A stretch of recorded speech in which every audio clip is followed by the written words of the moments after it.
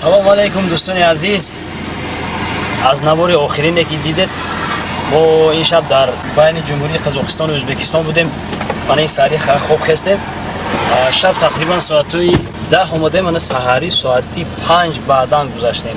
аз ҳисобе ки мошин хелоҳо зиёд буд, ин сари дар сарҳад қарор дорем. мана ин сари пешонаи худо кушодагӣ дигаро дига ҷо заправка очила расида. инҷа якум мана мо даромадем. дар инҷа ду автобус шаб дида будем. мана боя автобуси Тоҷикистон мана дидед. мана бинед. мана ҳаминам рақамҳои тоҷикӣ задагӣ автобуси Тоҷикистон. шаб я автобуса гусел карда будем бо шумо. имрӯз дар ҳудуди ҷумҳурии Қазоқистон аз санаи 18 сентябр роҳ рафтанро оғоз мекунем. дар ҳудуди Қазоқистон 2000 километр роҳ бояд тай кардан лозим будааст. дарозтарин минтақа дар ҳамин ҷумҳурӣ. кани мебинем кани боз чӣ пастиҳову чӣ баландиҳову чӣ зебогиҳову чӣ тӯлонигариҳо моро интизор аст. моро ҳамроҳ бошед, ба канали мо обуна шавед.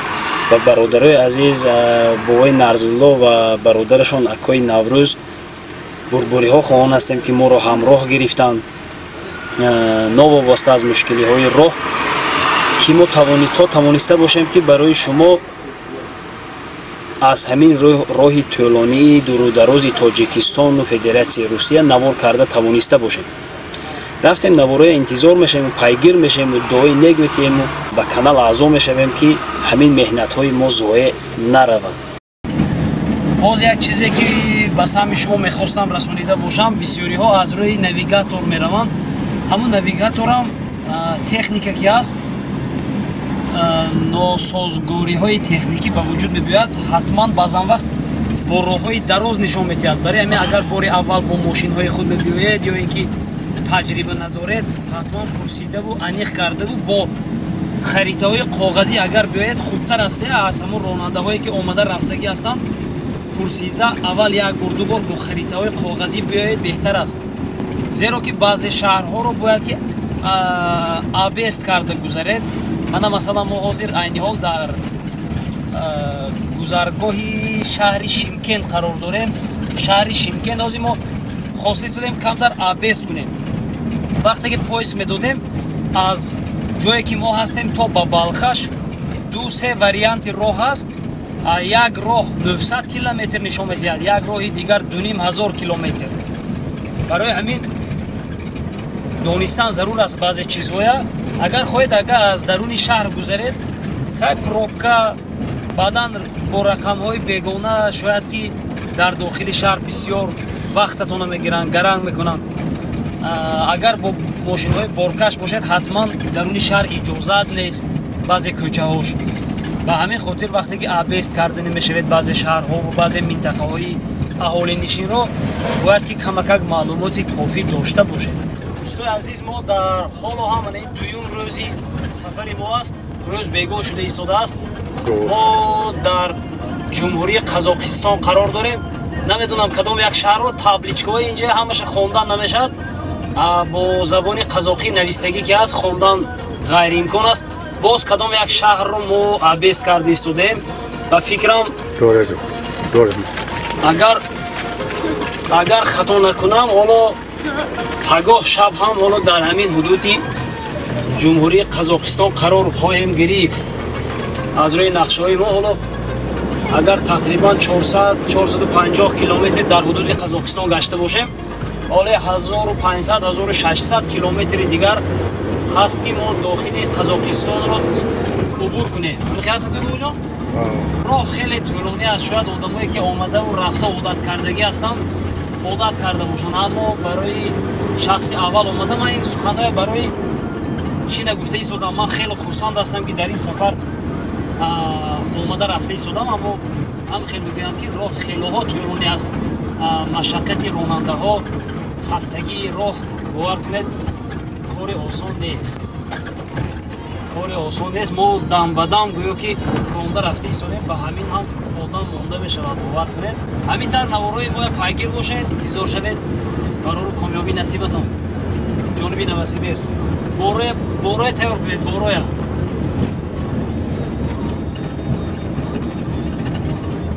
حالا شاید که در آخرین روزی در حدود قزاقستان بودنمون حالا خلاصه های خود رو میبرم. هر یک دولت با یک شرافت خود فرق میکند. باور کنید من از قزاقستان چی به خود گرفتم زمین های خیلی ها وسیع فراخ، زمین های پرفیض، علف فراوان، گندم فراوان، مردم مالدار میتوبند. قوتن گوه ها و اسب ها و گوسفند هایی که میبینیم همه اینا نوار کردنم نمیشه. عموما خلاصه من چنین است که یک مردم مال پرست هستند. دید حاضر یک قوتن گذشته من علاقه یک قوتن دیگر مال. همین خیلی زمیناش فراوان علف که فقط یک چیزی است که اگر یک راه خطا کنید دیگر همچون دیگر دولت ها مثلا همچون ازبکستان عبور کرده میون عبور کرده بر روی اولاتون برگشتن کمک غیر امکان است. در یک چولهای وسیع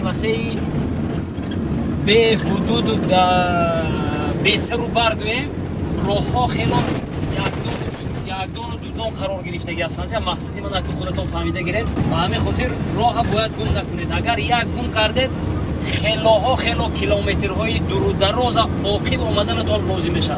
اینا فراموش نکنید. رفت. سلام علیکم دوستان عزیز، صبح بخیر. امروز اگر خطا نکردم 19 سپتامبر سال 2022 است. ما حالا هم در راه دور و درازی تاجیکستان و فدراسیون روسیه قرار داریم. در نزدیکی بحر بالخش هستیم. بالخش آدمایی که از همینجا گذر میکنن اینجاها رو خوب میدونن. از نزدیک بحر بالخش گذشته شدیم تا به شهر خودی بالخش هم نه تا به خودی شهر بالخش تقریبا 180 کیلومتر دیگر موندگی است که ما رسیده باشیم. این سحری بر وقتتر سپار شدیم که هر چیز زودتر یک قدم نزدیکتر گرفتن گیریم. عموما امروز نوارهای ما را هم انتظار شود. پگاه نوار به فکرم از خودی داخلی فدراسیون روسیه خواهد بود. ناز رفته ایستاده خدا به شکر. هر یک شخصی که از همین راه ها میخواهد آمده و عبور کرده باشد در شبانگاه فقط احتیاط میشد که بسیاری راه ها رو تعمیر کرده که ایستادن. راه ها آبیزنای بسیار شدگی است. مسئله زاپراوکا مسئله جدی بوده است در راه قزاقستان. در همه جا زاپراوکا یافتن نمیتونید. همیشه 20 کیلومتر زور میگم. یک نوک به نوک آمدیم. باور کنید بعد بسیاری جا همون ماشینای بارکش که اساسا با سلیرکا که میگردن بسیاری جا سلیرکا یا نمیتید یا قیمت میتید. برای هوای مسئله زاپراوکا مسئله ضروری است. خیر برای ما راه سفید حالاتون به خدا دلچه انتظار شدن گیرید.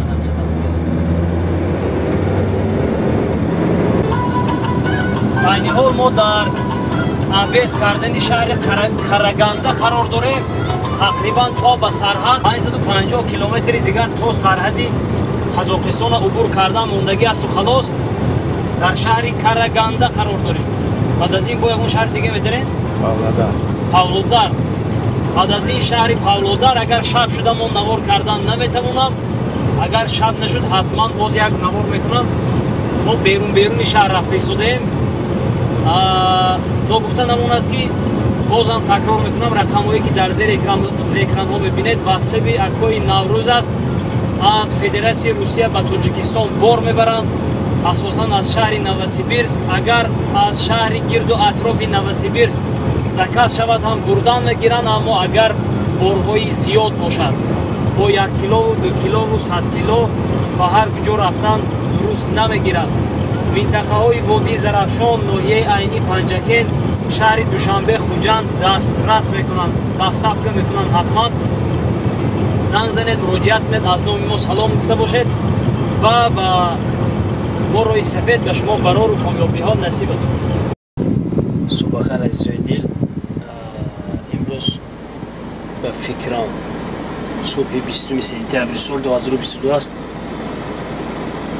سلیرکا تمام شد. در قزاقستان پرابلمی واسبین سلیرکا یوی سلیرکا کوبی نمیشه تنها به خاطر سلیرکا تمام شدن خور رفته بودم. من این سری برامده ҳар як заправка медорем, зарядка наветиад надорад. мо раҳсибор ҳастем ба сӯи шаҳри Павлодар бо дигари заправка меем. Заправка ба заправка зарядка мекунем. Нест яхелҷон нест яхелҷон наметиад. Баъд як қонуни дигар ки ба ғайр аз шаҳрвандои худаш 2 баробар қимат 230 танга барои шаҳрвандои худаш, 450 танга барои шаҳрвандои бегуна номери мошин техпаспорт зарядка медодем. Намедонам барои чӣ бошад.